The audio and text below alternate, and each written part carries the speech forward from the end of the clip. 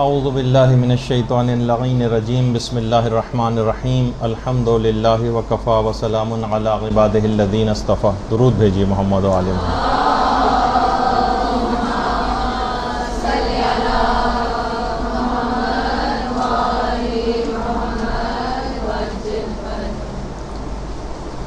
جو کہ اکثر دماغوں میں آتا ہے اور یہ پوچھا بھی جاتا ہے کہ ہم بہت سے نیک کاموں کی اہمیت سے آگاہ ہونے کے باوجود اس کو کر نہیں پاتے، ان کی توفیق ہی نہیں مل پاتی. نماز شب کے سلسلے میں کتنی آپ نے تاکید سنی، لیکن نماز شب کی توفیق ہی نہیں مل پاتی. مثلا پڑھنے کے لیے اٹھا ہی نہیں جاتا. کتنے نیک اعمال اس طرح سے اور ہیں، یعنی جیسا ہم چاہتے ہیں ویسا عمل نہیں ہو پاتا. پھر ہم کیا کریں؟ دوسرے الفاظ میں ہمیں توفیق نہیں ملتی ان کاموں کو کرنے کی.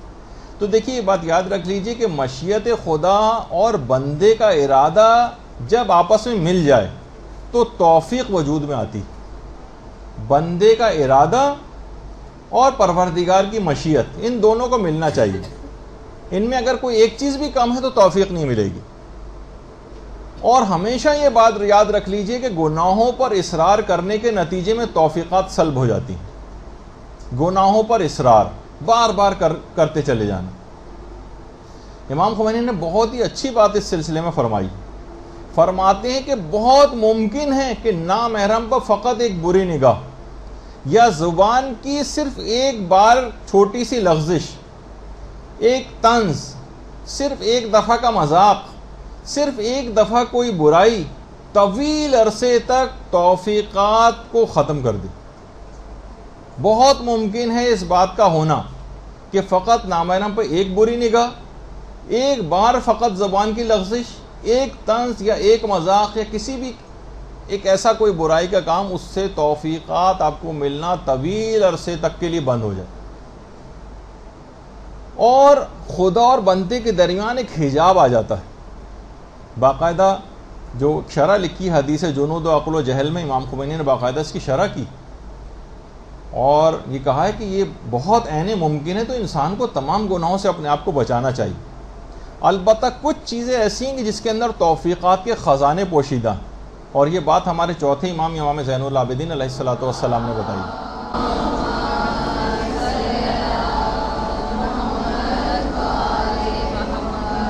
اور امام نے فرمایا کہ درود پڑھنے میں توفیقات کے خزانے پوشیدہ ہیں.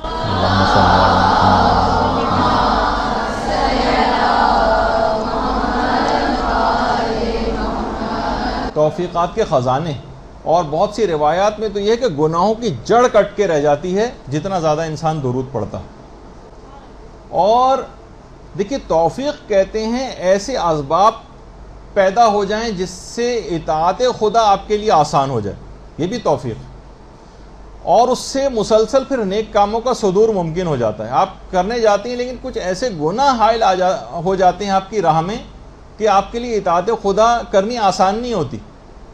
ایسی جگہ مثلا آپ کی شادی ہو گئی، کسی فاسق و فاجر شخص سے شادی ہو گئی، وہ آپ کو مثلا پردہ نہیں کرنے دے رہا ہے، وہ آپ کو کوئی اور اس طرح سے کاموں میں روڑے اٹکا رہا ہے. مثلا آپ کے کوئی اور رشتہ دار ایسا ہے جو آپ کو ان کاموں سے میں رکاوٹ ڈال رہا ہے. آپ مدرسے آنا چاہتی ہیں، وہ لوگ نہیں آنے دے رہے ہیں. مثلا تعلیم دین حاصل کرنا چاہ رہی ہیں، کسی اور جگہ سے کوئی رکاوٹ آ رہی ہے. یعنی اس کا مطلب ہے کہ توفیق مل نہیں پا رہی. تو توفیق حاصل ہونے سے کیا ہوتا ہے کہ اطاعت خدا میں آسانیاں پیدا ہوتی ہیں، نیک کاموں کا صدور ممکن ہونے لگتا ہے، اور گناہوں سے انسان پرہیز کرتا ہے جس سے اس کی راہ پر چلنا بہت آسان ہو جاتا ہے. یعنی توفیق کے معنی یہ ہیں. اب جو چیزیں توفیقات دلواتی ہیں اگر آپ اس کے اوپر عمل کرنا شروع کر دیں تو یہ راہ کی ساری حائل رکاوٹیں ہٹتی چلی جائیں گی. سوال یہی تھا نا کہ کتنے نیک اعمال ایسے ہیں کہ ان کی اہمیت سے ہم واقف ہیں لیکن ہم کر نہیں پاتے، ہمیں توفیق نہیں مل پاتی کہ ہم اس کام کو کر سکیں. تو ایک تو طریقہ ابھی آپ نے سن لیا کہ محمد و آل محمد پہ درود پڑھنا، یہ توفیقات کے خزانے اس کے اندر پوشیدہ ہیں. اللہم صلی علی محمد و آل محمد.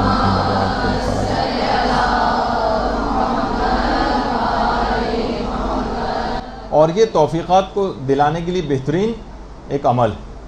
دوسری چیز علماء نے کہی، اب اس میں اتنا وقت نہیں ہوگا میرے پاس، بہت تیز رفتاری سے گزرنا ہے. تقویٰ جتنا زیادہ آپ حاصل کرتی چلی جائیں گی، گناہوں سے اپنے آپ کو جتنا زیادہ آپ بچائیں گی اپنے آپ کو گناہوں سے، اتنا ہی توفیقات آپ کو زیادہ سے زیادہ ملتی چلی جائیں گی.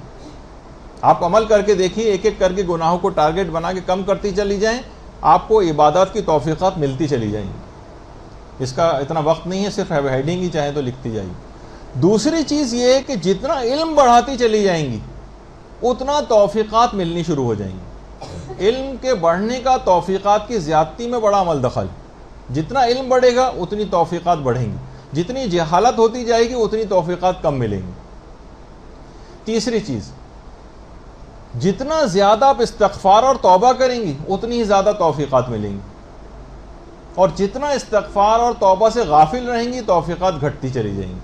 یہ سب آپ کے اختیار میں، جتنے چاہیں عمل کرتی چلی جائیں، جتنی چاہیں توفیقات کو بڑھاتی چلی جائیں. اگلی چیز، مخلوق خدا پر جتنے زیادہ آپ احسانات کریں گی، لوگوں کو سہولیات مہیا کریں گی، ان کو آسانیاں مہیا کریں گی، ان کے لیے مشکلات نہیں کھڑی کریں گی، اتنی ہی توفیقات آپ کو ملتی چلی جائیں گی. اور جتنا لوگوں کے لیے مشکلات کھڑی کریں گی، گھروں میں لڑائی جھگڑے کریں گی، ساسوں کے ساتھ لڑائیاں ہوں گی، بہوؤں کی جو ہے ساسیں جو ہیں بہوؤں کے ساتھ لڑائیاں کریں گی، گھر کے اور رشتہ دار آپس میں غیبتیں کریں گے، ایک دوسرے کے خلاف جتنی چیزیں ہوتی چلی جائیں گی اتنا ہی زیادہ توفیقات گھٹتی چلی جائیں گی. مخلوق خدا کے لیے جتنی احسان اور آسانیاں آپ جمع کریں گی اتنی ہی زیادہ آپ کو توفیقات ملیں گی. اب آپ کو سمجھ میں آ رہا ہوگا یقیناً کہ توفیقات کیوں گھٹتی چلی جاتی. پھر اس کے بعد جتنی آپ کی نیت نیک ہوگی لوگوں سے متعلق اتنی زیادہ آپ کو توفیقات ملیں گی. چاہے عملاً آپ بہت سارے لوگوں کے خلاف بات نہیں کر پاتی، عملاً اقدام نہیں کر پاتی، لیکن آپ کی نیت ان کے متعلق صحیح نہیں ہوتی، ان کو آپ ترقی کرتے نہیں دیکھنا چاہتی. ان کسی اچھی جگہ شادی ہو جائے تو آپ حسد میں مبتلا ہو جاتی ہیں، کوئی اور نعمت کسی کو مل جائے تو جو ہے وہ بظاہر اچھے بن کے ملتے ہیں لیکن دل سے نیت اور نیک نیتی آپ کے نہیں ہوتی. معاشرے کی بات کر رہا ہوں، خدا نخواستہ آپ اس سے مراد نہیں.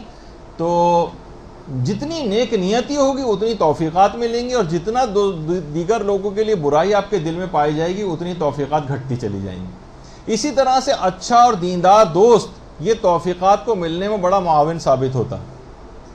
اچھا دوست، اچھی دیندار سہیلیاں، اچھے دوست پیدا کرنا، وہ خود بھی نیکی کی راہ کے اوپر گامزن ہوتا ہے اور آپ کو بھی اپنے ساتھ لے کر چلتا ہے اور نئی نئی نیکیاں آپ کو کرنے کو ملتی. اسی طرح سے دعا کرنا یہ خود توفیقات دلواتا ہے. جتنا آپ دعائیں کریں گی، جتنی آپ پروردگار عالم سے حاجتیں طلب کریں گی، جتنے زیادہ ائمہ کے واسطے دیں گی دعاؤں کے سلسلے میں، جتنی دعائیں ہوں گی اس کے مقابلے میں اتنی زیادہ آپ کو توفیقات ملیں گی.